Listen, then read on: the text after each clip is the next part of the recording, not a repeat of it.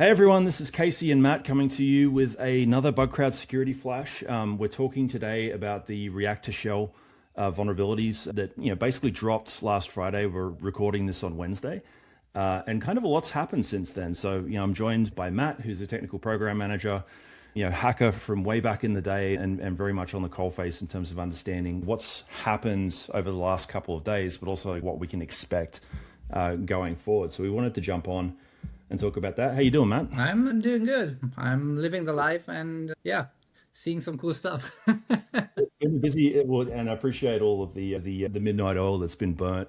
Yeah, definitely inside of Bugcrowd, but obviously that's happening right across the internet at the moment on the bad guy side and the good guy side as this thing rolls out. Yeah. So yeah, let's get into it. What are some of the things that you're seeing? What do you want to dig into and inform the public about at this point? Yeah, so first of all, shout out to all the incident response teams right now.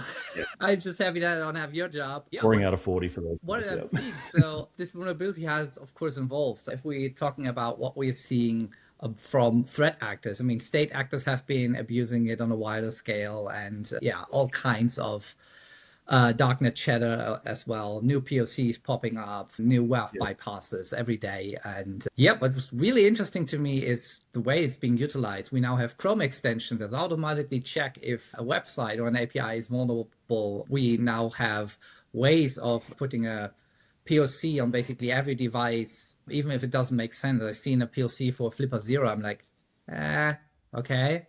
And dug down a little bit deeper. You're like, why? And then it hit me. And then I saw another blog post by Bitdefender because it's now in smart homes as well. Because we have applications, we have devices, we have cameras, or people have cameras, I don't know, or stuff in their smart homes because I'm fucking paranoid that just use React Server components, right? And let's double click on that because when we were talking before we jumped on, that was a piece. I think there's some angles to it that I would like to cover off. But to me, this one's really interesting because I think when the news of the vulnerability first hit, React.js is a really popular framework for kind of modern web apps. So like the immediate attack surface that you think about is your kind of more recent like CI/CD native, cloud native kind of companies that are using the stuff on the front end. And it's mostly like a server side issue that you're going to encounter if you get successful exploitation of the RCE. But what you're talking about, which I think is a really interesting kind of neglected aspect of what's likely to happen off the back of this bug, is how common React with RCS enabled is in hardware, right? Yeah, exactly. So the Bitdefender blog post that I mentioned basically said what they're seeing on their end and what they're blocking. And the targets range from smart plugs, network attack devices like NAS, routers, cameras, TVs, or anything basically that has this thing in it. And Mirai botnets, we all know and love, are abusing this at scale, of course. And funny enough, of course, what it's going to be used to, yes, of course, you can break into people's homes, but you're going to deploy crypto miners because that's the first thing that people do. And that's what's actually happening. And we've seen also some threat actors using the same method with web or API-based stuff to deploy crypto miners because it's the easiest and fastest way to make money on a scale before you dig into every target that you find. Because like you said, React is such a widely used framework for modern everything.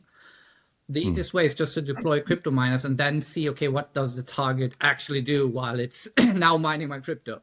Yeah, it's a multi-stage exploit here or exploit. It's interesting on the crypto side as well, because that was like Friday, we get a heads up that something's about to catch fire on the internet. We start to see news of the vulnerability, then we start to see it pop up on the queue, and Asset Note released their testing tool and all that kind of stuff. That's in the first 12 hours. Yeah. And from what I can tell, looking back on things, the successful RCE, successful development of a reliable exploit to achieve RCE, and then that being coupled with a crypto miner, that happened sometime on like Friday night. And I'm talking Sydney time, by the way. That's pretty quick in terms of turnaround time and weaponization. The thing that's been interesting that's come out since is that a lot of that activity seems to have come from the DPRK, from North Korea. And given the fact that like their offensive teams on the state side are mostly focused on generating revenue for the country, that makes total sense. That's how it would definitely just get in the quick box and then see, okay, what can we actually and figure it out. Yeah. I mean, you have to start somewhere. If we look back at what happened last week, there was also this Iranian hacking group who was boasting about, and this is not really React2Shell related, but basically some round, they were boasting about that they hacked the Tel Aviv and Ben Gurion airport. Turns out they didn't. They hacked the Bangkok airport. But they missed. Yeah, so that was fun. One error. But yeah, but that's basically it. You go in, you're doing stuff pretty quick, focus on the wrong hack, but deploy stuff and then try to exploit more, right? And it's a little bit like double, what we call it again. Yeah, if you do double ransomware stuff, so you first encrypt everything, demand money for that, and you steal it. Exactly. And then go back and said, okay, you paid the money for this, now pay for getting your data back or not us releasing data. Holding the data hostage. Yeah. Now you have the third stage, the early stage with like deploying crypto miners. So 3 stages. So be very careful here, folks. Okay. So in terms of, and bringing it back to the attack surface side of things, I just want to make sure I get this right and we're making it clear for the listeners. So when you're talking about Mirai and different other kind of botnets that are used to create resnets that are sold off by residential proxy providers, there's all of these different kind of crime models to capitalize on basically just opportunistically owning anything on the internet, right? Yeah.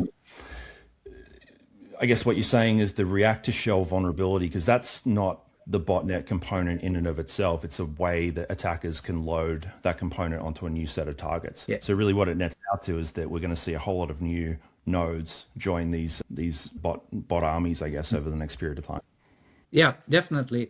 The funny thing about Mirai or any kind of botnet in Mirai is just, technically speaking, a very great, interesting botnet, and is that it still behaves like a worm, so it replicates itself onto every host that it can get teeth in, so it scales pretty fast. So having access to just one single node with hundreds of bots there, and it's being sold on the dark web now pretty quickly. The price has gone up a lot because you now have the ability to do that, and especially with the DPRK that you just mentioned. What they are using it for is to deploy Etherrat, which is just a remote access Trojan that uses the Ethereum protocol. So for not only for crypto mining, but it also makes things harder to detect for incident response teams as well. So exactly, you have this multiple ways of infiltration on scale. And so it's, like we said in the last security flash, patch your stuff. It's so fast and quick. Assume breach. That brings me to another thing, and I know we've talked about this, you and Trey, I think, talked about this on the last security flash, but it's something that to me has been really interesting to observe. And like in my head, I'm contrasting it with Log4Shell. There's a lot of similarities, same time of year. It's welcome to the first week of December. There's always a trash fire of some sort, but the one that was most similar to this that I can think of is Log4Shell. Yeah, definitely. Where you've got like a library that's just freaking everywhere. Yeah. And then all of a sudden there's some fairly like trivial ways to exploit it to get a pretty huge impact. Yeah. I guess seeing, to me, like the initial reaction to this React vuln was a bunch of people sounding the alarm, but then a whole lot of conversation around the fact that like RCS, which is the vulnerable component in React, is not something that's always turned on. And it was almost downplayed a little bit initially. But since then, we've seen like exploitable code paths in dependencies. We've seen it turning up in places where people didn't think it would be just because it was enabled by mistake. Like you said before, it turns out that it's in a whole bunch of hardware that's now being exploited to build out botnets, all those different things. I guess what's your, when you say patch the things, like if you don't necessarily have conviction that you need to patch the things, what should someone do? If you're inside an organization and you're freaking out about this, but you're not necessarily getting the buy-in to go off and actually do the work to create a patch for your particular product or to patch your particular environment, like what would be your advice to people in that position right now? Honestly, move jobs. No. Here's the thing. Go on vacation. Yay. This is a CVSS 10.0. It's as bad as it gets. I can't think of any reason why you would not patch it, to be honest. This is the worst stuff that has been happening in the last month, if not a year at least, or since Log4J, basically, like you said, because it's so easy to exploit. The way that it is exploited, you just basically use references within your curl requests. You can just use a payload to get secrets to deploy stuff on these nodes. If you haven't patched, assume you've already been breached, honestly. Yeah. If you look at the showdown logs and go in, and for those people who don't on the call don't know what showdown is, it's basically a way to see what every IP address or every host or every endpoint is using online in the web. Yeah, and if you go on there and just search for the vulnerable versions of any of the affected packages or RCS or Node.js, there's still a lot, and I'm talking hundreds of thousands out there that are still unpatched, and there I would assume breach. But to your point, it's not only about organizations, right? If your organization does not want to patch it for whatever reason, you need to take this offline. And the same with personal devices. If you are unsure that in your home, your smart home, your doorbell, your smart plug, whatever, right, uses this stuff, and there's no vendor assigned, there's no update, I would unplug, honestly. This is I know it's a drastic move. Yeah, it's a drastic move, but sometimes you gotta pull the plug, even though the security community is, oh no, we need the logs. Yeah, I don't care about the logs if somebody can hack my home. Yeah, if the logs are showing that I'm mining cryptocurrency for the DPRK, then yeah, maybe it's time to turn the smart thermometer off. Yeah, exactly. That's the advice that I have: patch or pull. So I agree with that from a risk standpoint. I think it's not necessarily practical, and it requires absolutely everyone to be aware of this problem, which we can't necessarily expect that to happen. Yeah. So how do we put pressure on, I guess, particularly product vendors that might be behind the eight ball on patching their stuff? So going back to the whole kind of hardware and IoT problem, right? Like product vendors that have vulnerable libraries that aren't necessarily thinking through that part, how do we put pressure on them to make sure that those patches are at least available in the first place? That's a good question. So there's always the way that the consumer has power, right? You can write a lot of emails, you can write a lot of social media stuff, right, for them to patch it. So put on pressure. But first of all, you need to be aware, right, about the stuff that you have at home. Not everybody is that. Not everybody is as paranoid as we are. Sure. And also maybe have no idea how to do that, how to get in contact with the vendor. Maybe have not even set up their stuff themselves. So if you have somebody who has set it up, please notify them, hey, I've read about this, I heard about this. Does this impact my smart doorbell, for example, that you set up? Yeah. Like, for example, my mom, right? I've set up stuff for her in her home. I know it's not vulnerable because it does not use it anymore, and the vendor is great. But if you're managing this for your parents, if you're managing it for a friend, please check. And on the verge of putting pressure on vendors as a consumer, throw out, don't buy.